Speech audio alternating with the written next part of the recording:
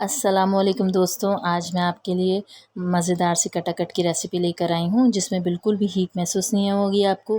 तो चलिए आइए रेसिपी शुरू करते हैं। 6 से 8 जवे लहसुन के ले लीजिए, उन्हें कूट लीजिए। एक बर्तन में, बड़े बर्तन में पानी गर्म कीजिए और उसमें ये लहसुन मिला लीजिए छिलकों समेत। दूसरी तरफ आप तमाम ऑर्गन्स को अच्छी तरह वॉश करके उसको वो लहसुन के पानी में ही डिप करके रखिएगा ताकि मज़ीद हीट निकल आए। और फिर इसको इस पानी में शामिल कर लें। ब्रेन की भी मैंने अभी इसकी स्किन नहीं हटाई है, झिल्ली नहीं हटाई है और गुर्दों की भी नहीं हटाइए। इसमें हल्दी पाउडर शामिल कीजिए, बॉयल आने का इंतज़ार कीजिए। 5 से 6 मिनट इस प्रोसेस में लगेंगे। स्ट्रेन कर लीजिए, धो के एक तरफ रख दीजिए। अब हम ब्रेन को डीवेन करेंगे। आप इसके टूथपिक की मदद से एक एक वेन को उठाते जाएं और हाथ की मदद से, चुटकियों की मदद से इसको हाथ से हटाते जाएं झिल्ली को आराम से। अगर आपको इसमें प्रॉब्लम हो रही है तो थोड़ा सा कॉर्नफ्लोर साइड में रख लीजिएगा तो उससे आसानी हो जाएगी। और गुर्दों पे जो झिल्ली होती है वो तो बआसानी बिल्कुल ऐसे उतर जाती है, कवर की तरह रैप अप हुआ हुआ आराम से उतर जाती है।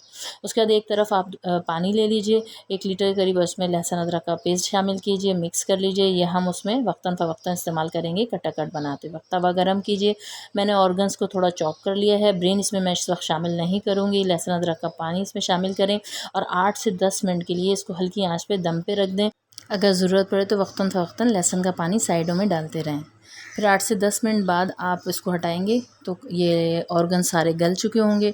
इनको क्लेव की मदद से इसको आप कट करते जाइए। इसमें लहसुन अदरक का पानी मज़ीद शामिल कीजिए। चॉप किए हुए टमाटर जो पहले से मैंने ब्लांच करके कट करके रखे हुए हैं, ये मैंने अपनी आसानी के लिए किया। चाहें तो आप साबित टमाटर ब्लांच करके उसकी कवर हटा के इसमें शामिल कर सकते हैं। लहसुन अदरक का मज़ीद पानी शामिल कीजिए। अब हमें टमाटर और हरी मिर्चें भी गलानी है तो 5 से 6 मिनट के लिए हल्की आँच पर मज़ीद रख दीजिए।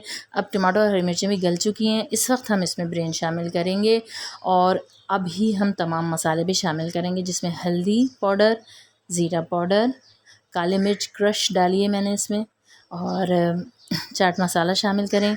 लाल मिर्चें पिसी हुई शामिल किए और कुटा हुआ धनिया और कुटी हुई लाल मिर्चें शामिल की हैं। मैंने इसमें इस वक्त नमक शामिल नहीं किया है।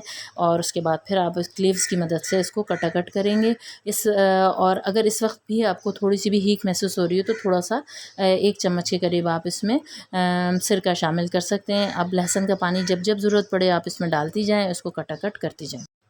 इस वक्त जब कटाकट हो जाए अच्छी तरह से, मतलब कीमा सा बन जाए, तो आप इसमें दही शामिल करेंगे और अब ऑयल शामिल करेंगे। इस वक्त आप ऑलिव ऑयल भी शामिल कर सकते हैं, देसी घी भी इस्तेमाल कर सकते हैं और वेजिटेबल ऑयल भी। अगर आप कोई डाइट कर रहे हैं ख़ास किस्म की जैसे कीटो वगैरह तो फिर ऑलिव ऑयल ही इस्तेमाल करें और इसमें दही की जगह ग्रीक योगर्ट इस्तेमाल करें।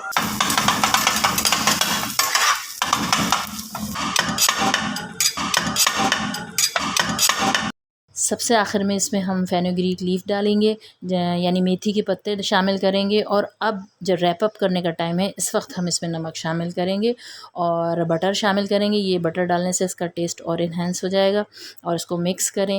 मिक्स करने के बाद इसमें हरा धनिया, हरी मिर्ची, जूलियन अदरक और लीमू के साथ गार्निश करें और अनियन रिंग्स और नान के साथ पेश कीजिए। इंशाल्लाह आपको मेरी रेसिपी पसंद आएगी।